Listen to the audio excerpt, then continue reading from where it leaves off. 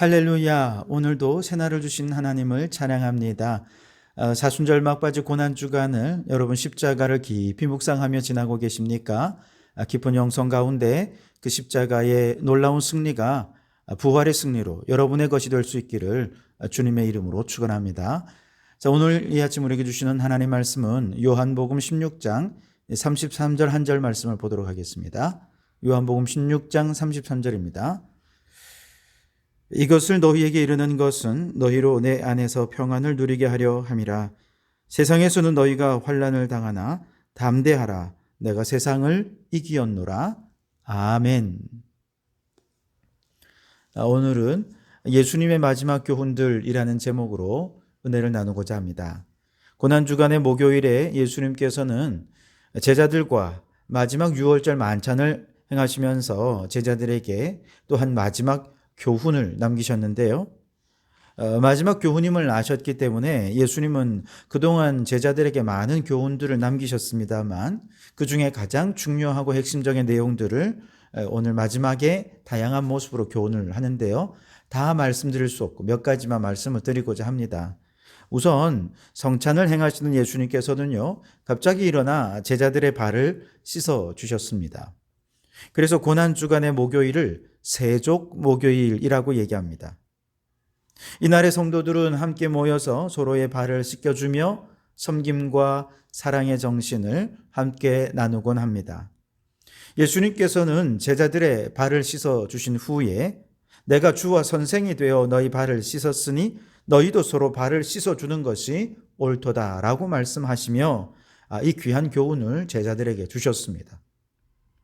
예수님은 애초에 이 땅에 오실 때부터 섬기기 위해 오셨죠. 마가복음 10장 45절 말씀에는 이미 예수님께서 제자들에게 자신이 이 땅에 오신 목적에 대해 분명히 말씀하셨습니다. 나는 주와 선생이 되어 섬김을 받기 위해 온 것이 아니라 반대로 사람들을 섬기되 자신을 대속물로 주기까지 그렇게 희생하며 섬기러 왔노라고 주님 말씀하셨습니다. 그리고 마지막 만찬에서 다시금 제자들의 발을 씻겨주시면서 이제 너희도 서로의 발을 씻어주라 그렇게 말씀을 하며 교훈하셨어요. 발을 씻어주려면 무릎을 꿇어야 되죠. 종의 모습이 되어야 합니다.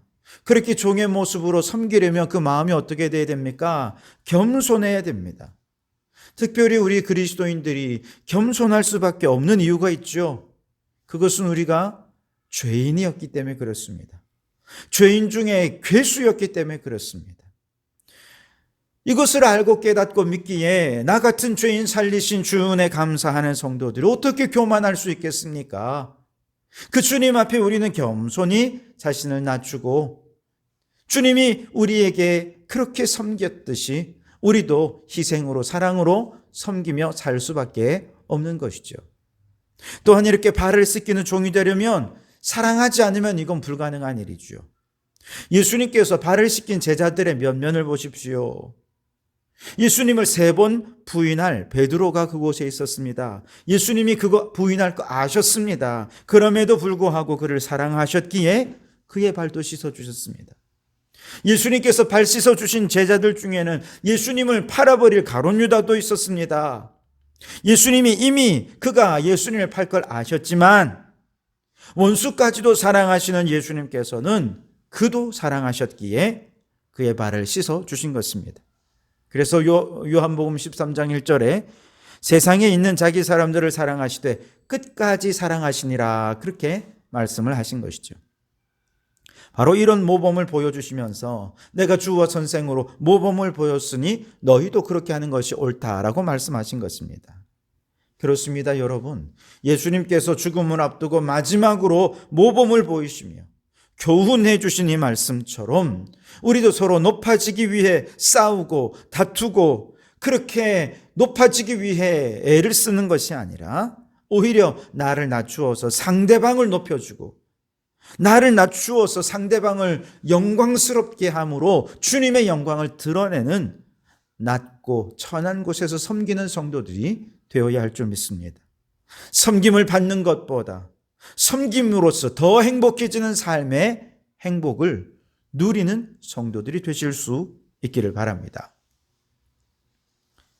자, 이렇게 성찬을 나누신 이후에 예수님께서는 제자들에게 마지막 설교를 해주셨습니다. 요한복음 14장에서 16절까지가 바로 고별 설교라 이렇게 이름 붙여지는데요.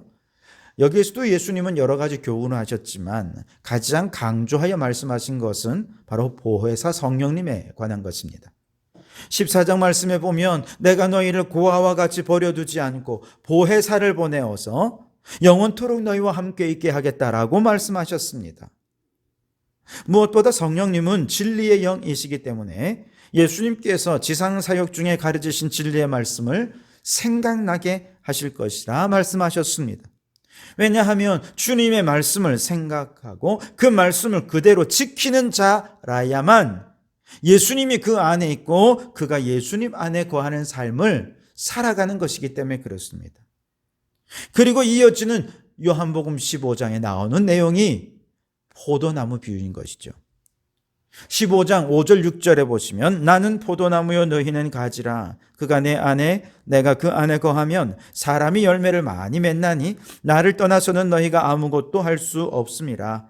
사람이 내 안에 거하지 아니하면 가지처럼 밖에 버려져 마르나니 사람들이 그것을 모아다가 불에 던져 사르느니라. 그렇게 말씀하셨죠. 우리가 포도나무 대신 예수님 안에 있어야 많은 열매를 맺으며 열매 맺는 삶을 살게 되는데 우리가 예수님 안에 있다는 사실을 어떻게 알 수 있느냐? 바로 말씀으로 알 수 있다는 것입니다. 15장 10절 말씀에 내가 아버지의 계명을 지켜 그의 사랑 안에 거하는 것 같이 너희도 내 계명을 지키면 내 사랑 안에 거하리라 그랬습니다. 우리가 말씀을 지키면 주님이 내 안에 거하시고 내가 주님 안에 거한다는 사실을 분명히 알게 될 것이라는 겁니다. 그런데 그 말씀을 지키려면 말씀이 생각이 나고 말씀이 또 어떤 의미인지를 가르쳐 주시는 분이 내게 계셔야 되는데 그분이 바로 보혜사 성령님이라는 것이지요. 요한복음 14장 26절 말씀에 보혜사 곧 아버지께서 내 이름으로 보내실 성령 그가 너희에게 모든 것을 가르치고 내가 너희에게 말한 모든 것을 생각나게 하리라. 아멘. 이처럼 우리가 성령으로 말미암아 우리가 주님 안에 있음을 확신하게 될 때 우리에게 어떤 일들이 벌어집니까? 마음에는 근심이 떠나가고 참 평안이 찾아오게 됩니다. 요한복음 14장 27절 말씀에 평안을 너희에게 끼치노니 곧 나의 평안을 너희에게 주노라. 내가 너희에게 주는 것은 세상이 주는 것과 같지 아니하니라. 너희는 마음에 근심하지 말고 두려워하지도 말라. 아멘. 그렇습니다. 보혜사 성령님께서 우리를 말씀 가운데로 이끌어 주시면 우리가 주 안에 있고 주님이 내 안에 계셔서 주 안에 있는 나에게 딴 근심은 없는 것입니다. 세상에 주지 못하는 참 평안 말씀이신 주님 안에서 누릴 수 있게 될 줄 믿습니다. 여러분 세상 어디에서 평안을 찾습니까? 말씀이신 예수님을 떠난 그 어느 곳에도 참 평안은 없는 줄 믿습니다. 성령님의 도우심과 인도하심이 없이 우리는 말씀을 떠나 마치 마른 가지처럼 살다가 지옥의 땔감이 되어버리고 말 것입니다. 반면에 성령님의 가르침과 생각나심이 있을 때 우리는 비로소 주님을 향한 한 발자국을 떼고 주님께 더 가까이 나아갈 수 있게 되는 것이죠. 그러니 여러분 성령님을 사모하시기 바랍니다. 성령 충만하시기 바랍니다. 특별히 주님의 십자가를 묵상하며 십자가의 의미가 도대체 내게 무슨 의미가 있는가? 십자가에 달리신 예수님과 나와 무슨 상관이 있는가? 예수님의 부활은 오늘 이 시대와 어떤 상관이 있는가? 여러분 이것을 가르쳐 주시고 깨닫게 해주시고 믿음에 이르게 하시는 분이 바로 보혜사 성령님이십니다.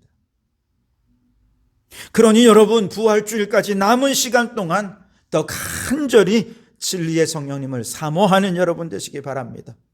갈급함으로 성령님을 내게 보내어 달라고 성령 충만케 해달라고 진리의 성령이 임재해달라고 기도하는 가운데 성령님의 인도하심 속에서 십자가와 부활의 신앙이 나의 신앙으로 고백되고 십자가와 부활의 증거자로 서는 우리 모든 성도들이 되시기를 주님의 이름으로 축원합니다.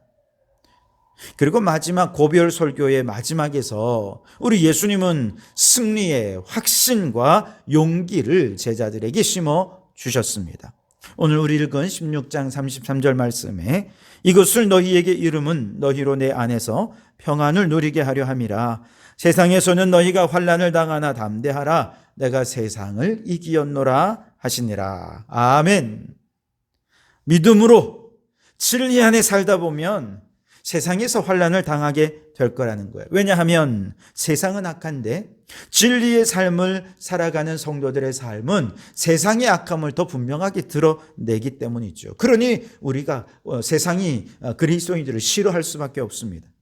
그러나 아무리 환난을 당한다 하더라도 우리가 담대하고 그 마음이 평안할 수 있는 이유는 우리 구주 예수님께서 십자가에서 죄와 죽음과 사탄을 정복하셨고 우리에게 승리를 주실 것이기 때문에 그렇습니다.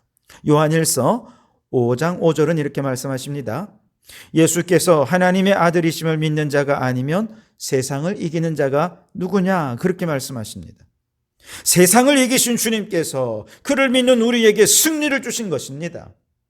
우리의 힘으로는 이 세상을 이길 힘이 없습니다. 그러나 예수 그리스도 안에 있으면 그분이 주시는 힘과 능력과 용기로 넉넉히 세상을 감당하며 이길 수 있는 것이죠. 그러므로 환난을 당할 때 우리 자신을 바라보지 말고 세상을 이기신 예수님을 바라보실 수 있기를 바랍니다.